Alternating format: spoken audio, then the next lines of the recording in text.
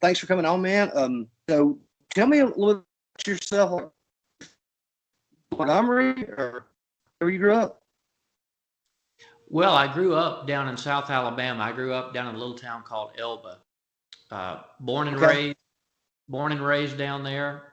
Grew up, went to Troy University, then on to the University of Alabama, the law school, and then into state politics, into state government.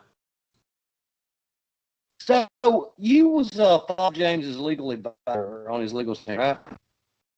Yeah, my first job out of law school, I landed as the assistant legal advisor to the governor of Alabama, and learned so much from that job. I was just sort of thrown in. In fact, it's sort of funny. We got there the first day. We walked in the offices. Jim Folsom had just left, of course, the day before during inauguration. They took every piece of paper. They took every notepad, every pencil. We walked in. The office was completely bare. My boss turned to me and he said, "What do you think we ought to be doing?" And I said, "I have no idea. Maybe if we go sit at our desk, somebody will bring us something to do." And that's what we did. We went and sat at these desks with no papers on them, and they started bringing contracts and legal documents and things that needed to be read. And I don't think we ever had a clean desk again, but that's how it was. None of us knew anything about state government when we got there. Of course, Governor James had been governor before, but most of the folks that were in his administration were new to state government, and it's nothing like running a business. So it was a lot of learning on the job.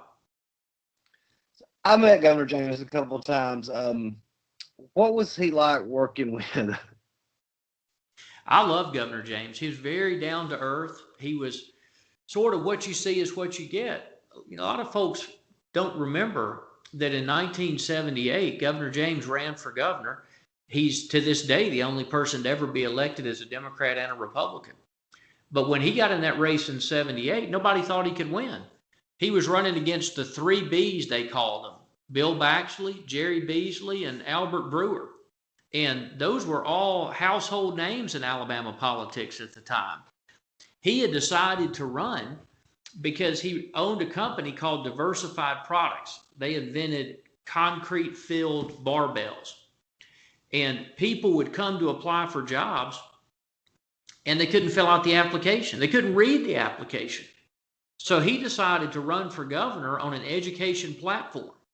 And he campaigned for governor on a yellow school bus all across the state. And he carried, if you go to the Capitol today and you look at his official portrait, he's holding this big, looks like a limb, and it's left over from the 78 campaign. And he would stand up and give a speech, and he would say, "Everybody says we don't have a chance. Everybody says we can't win. But this says different." He would hold up this big root-looking thing, and he would say, "It's the grassroots of Alabama. And on election day, you're going to hear from the grassroots." And he was right.